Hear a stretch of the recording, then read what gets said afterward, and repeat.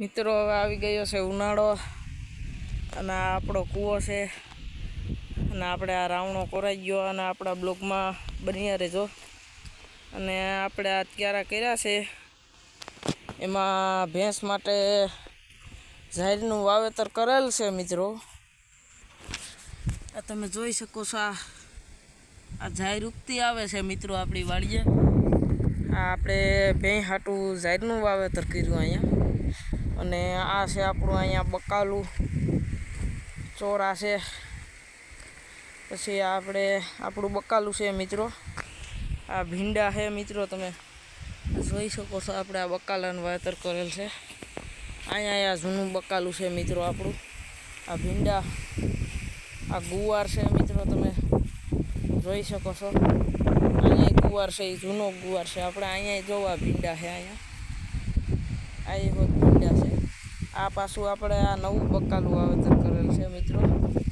અને આ છે આપણો અહીં કૂવો બકાલું ને આવું બધું। આ ટેટીના વેલા વાવ્યા હતા ત્યાંની બગાડ આવી ગયું એટલે મિત્રો। અને આ તમે જોઈ શકો છો આપણે આ ગદબનું વાવેતર કરેલ છે।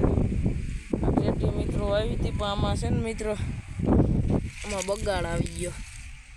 આમાં જોવા બગાડ આવી ગયો મિત્રો, એટલે ન થઈ મિત્રો। આપણા બ્લોગમાં બન્યા રહેજો।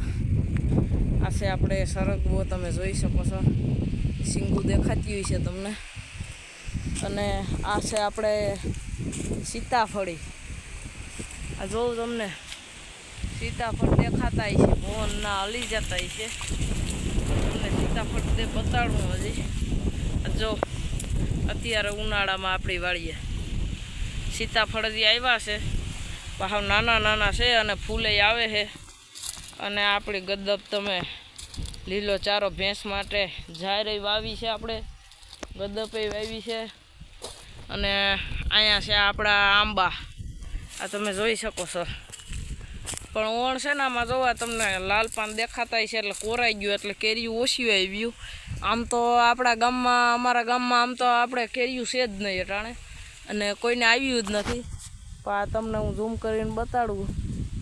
આપણે મિત્રો આ તમે જોઈ શકો છો, આ એટલી આપણે કેરી આવી છે એટલી, બાકી કેરી નથી આવી। ઓણ બહુ પોર જેવી કેરી નથી મિત્રો। અને આપણો આ જોઉં તમે લીલો ઘાસચારો છે ભેંસ માટે મિત્રો, જોરદાર હો મિત્રો, કાંઈ ઘટે નહીં। આ જો તમને વ્યૂ બતાવું આગળ સનસેટ પોઈન્ટમાં,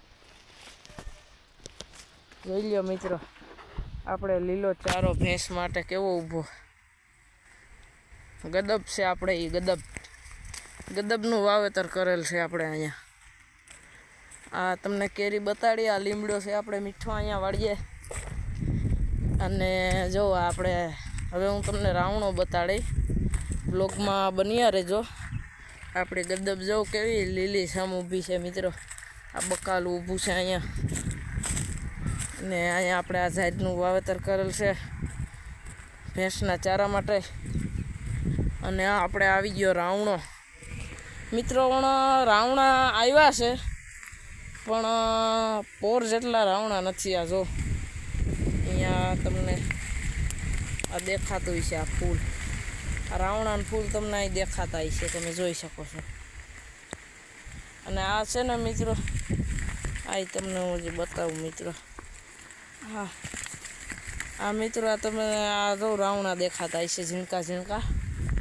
અને આમાં રાવણા બહુ આવ્યા નથી, પણ આંબાય નથી આવ્યા મિત્રો, અને રાવણાય નથી આવ્યા। જો અહીંયા જોવા નાના નાના તમને રાવણા લગભગ દેખાતા છે।